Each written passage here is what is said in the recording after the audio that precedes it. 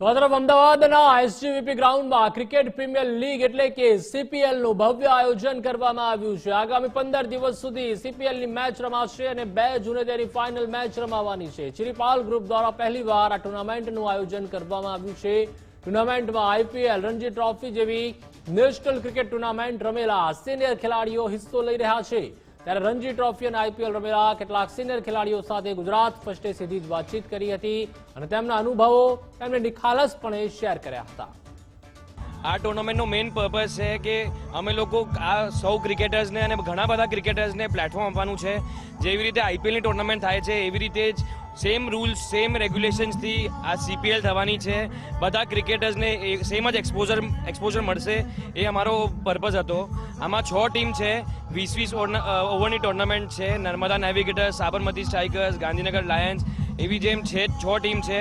ગુજરાતના ઉગતા રણજીના ખેલાડીઓ અને 2020ના ખેલાડીઓને સારામાં સારી તક આવનારી આઈપીએલ ટુર્નામેન્ટમાં મળે એ દ્રષ્ટિને ધ્યાનમાં રાખીને ચિરીપાલ ગ્રુપ તરફથી આ એની તૈયારી બતાવવામાં આવી, જેમાં જીસીએ પૂરેપૂરો સહયોગ આપ્યો છે। જયભાઈ જે બીસીસીઆઈના સેક્રેટરી છે એમની સાથે પણ મેં વાત કરી અને એમને તરત જ જીસીએના સેક્રેટરીને વાત કરી કે ભાઈ આ ટુર્નામેન્ટનું આયોજન સારામાં સારી રીતના થાય એ દ્રષ્ટિને ધ્યાનમાં રાખીને જીસીએ પૂરેપૂરો સહકાર આપ્યો છે। ઓલરાઉન્ડર ક્રિકેટર જયમિત પટેલ છે આપણી સાથે, તેમની સાથે વાત કરીશું। જયમિત, આપનું સ્વાગત છે ગુજરાત ફર્સ્ટમાં। Thank you. નેશનલ તમે રમ્યા છો, રણજીમાં રમ્યા છો, ઘણી બધી ટુર્નામેન્ટનો તમારો અનુભવ છે, હજારો રન કર્યા છે। તમારી જર્ની વિશે જાણવા માંગીશું, કારણ કે ઘણું સારું એવું તમે અચીવ કર્યું છે। ઘણા બધા પ્લેયર તમારી સ્થાને પહોંચવા માટે જ લાઇનમાં છે। એ જ કે હું અંડર 14થી ગુજરાત ક્રિકેટ એસોસિએશનમાં રમું છું અને અંડર 14, 16, અંડર 19માં એનસીએના કેમ્પ, ઇન્ડિયા અંડર 19ના વર્લ્ડ કપના પ્રોબેબલ્સમાં બી હતો અને એના પછી ખાસું સારી જર્ની હતી કે 23માં આ વખતે રમ્યો અને આ વખતે ઇવન સિઝન સારી બી ગઈ અને ફોર્ચ્યુનેટલી અમે વન ડેમાં સારું કર્યું, નોકઆઉટ્સમાં બી થયા હતા। એના પછી જસ્ટ આવતે હમણાં નેપાળની અહીંયા ટીમ આવી હતી તો એમાં બી સારું પરફોર્મન્સ હતું। જેમ કોઈ યાદગાર પ્રસંગ, યાદગાર અનુભવ, જબરદસ્ત બેટિંગ રહી હોય, બોલિંગ રહી હોય એવું? આ વખતે અંડર 23ની સ્ટેટની મેચમાં હૈદરાબાદ સામે મેચ હતી, હૈદરાબાદમાં જ, એમાં મારી 2 ઇનિંગમાં 2 સેન્ચુરી હતી એક જ મેચમાં, તો એ મારા માટે બહુ ક્રુશિયલ મેચ હતી। એકચ્યુઅલી બહુ સારી ગઈ હતી એ મેચ। ઓલરાઉન્ડર તરીકે હાર્દિક પટેલની છબી તમારામાં દેખાય છે, શું તમારે ભવિષ્ય તમે શું ઈચ્છો છો, ક્યાં પહોંચવું છે?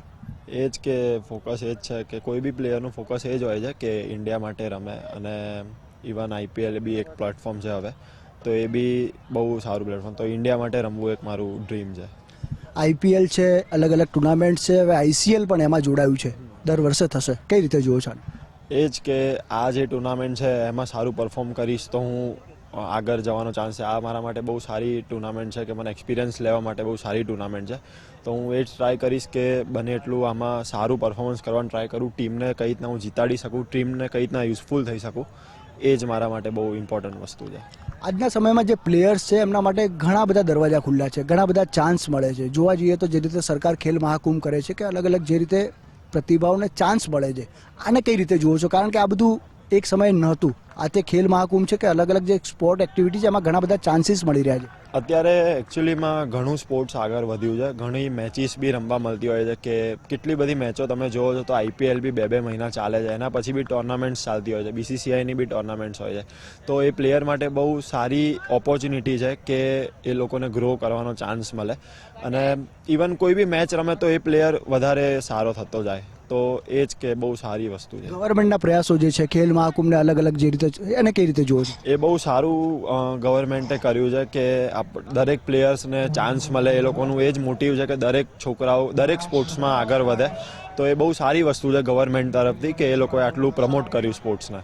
બિલકુલ, તો સ્પોર્ટ્સ જે રીતે પ્રમોટ થઈ રહ્યું છે ને, ઓલરાઉન્ડર ખેલાડી છે, દેશનું ભવિષ્ય છે અને તેમણે જે છે પોતાની જર્ની શેર કરી છે અને તમામ જે ખેલાડીઓ છે તેઓ જે છે હવે સીપીએલમાં પણ જોડાયા છે ને આગળ ગુજરાતનું ભાવિ અને દેશનું ભાવિ પણ આમાં ઘડાશે। કેમેરા પર્સન મનીષ દવે સાથે સંજય જોશી, ગુજરાત ફર્સ્ટ, અમદાવાદ। આપણી સાથે રણજી ટ્રોફી પ્લેયર પ્રિયજીત જાડેજા છે અને તેમની સાથે આજે સંવાદ કરીશું। આપનું સ્વાગત છે ગુજરાત ફર્સ્ટમાં।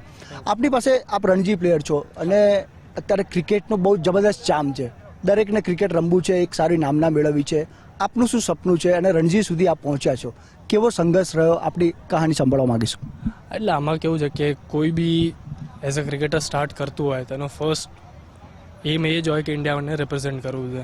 ઓફકોર્સ અમારા બધા જે બી અહીંયા છે બધાનો એ જ એમ છે કે એટ લાસ્ટ ઇન્ડિયાને રિપ્રેઝેન્ટ કરીએ ટીમને. રણજી, તમે રમ્યા છો, કેટલું મહેનત રહી એમાં, ત્યાં સુધી પહોંચવા માટેની કેટલી તૈયારીઓ કરી, શું કહેશો? જો પોતપોતાના બધાના સ્ટ્રગલ્સ અલગ અલગ હોય છે. મારા માટે એ હતું કે હું થોડોક ઇન્જરી પ્રોન વધારે રહ્યો છું, એટલે મારી સિઝન વધારે પડતી એમાં ગઈ છે કે મારે દર વખતે બેટલ કરવું પડતું હતું અલગ અલગ ઇન્જરીઝ સાથે. તો એના સાથે સેટ થઈને અને ટેકલ કરીને રમવું મારા માટે મેક્સિમમ સંઘર્ષવાળું કામ હતું. CPLની શરૂઆત થઈ ગઈ છે, કેટલી તૈયારી છે અને કેવી આમાં શું જુઓ છો તમે, કેટલી મહેનત કરી છે? એટલે આટલી સારી લીગ પહેલી વાર આટલી અમદાવાદ અને ગુજરાતમાં રમાય છે, એટલે અત્યારે તો જે એક્સાઇટમેન્ટ છે, જે એટમોસ્ફિયર છે બહુ સારું છે. એટલે અમે બધા એ જ ટ્રાય કરીએ છીએ મેક્સિમમ અમારું પોતપોતાનું આપીએ અને ટ્રાય કરીએ કે ફર્સ્ટ સિઝન છે તો હોપફુલી ચેમ્પિયન બી બનીએ અમારી ટીમ. બિલકુલ.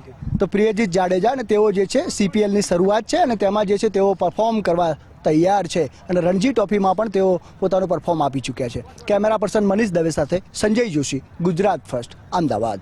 મિડલ ઓર્ડર બેટ્સમેન અને નેશનલ પ્લેયર સંતપ્રીતસિંહ બગ્ગા છે આપણી સાથે, તેમની સાથે વાત કરીશું. બગ્ગાજી, આપનું સ્વાગત છે ગુજરાત ફર્સ્ટમાં. અમદાવાદમાં, ગુજરાતમાં નેશનલ લેવલે તમે ધૂમ મચાવી છે. કેવો તમારો અત્યાર સુધીનો અનુભવ રહ્યો, કેવા ચેલેન્જીસ રહ્યા, અમે જાણવા માંગીશું.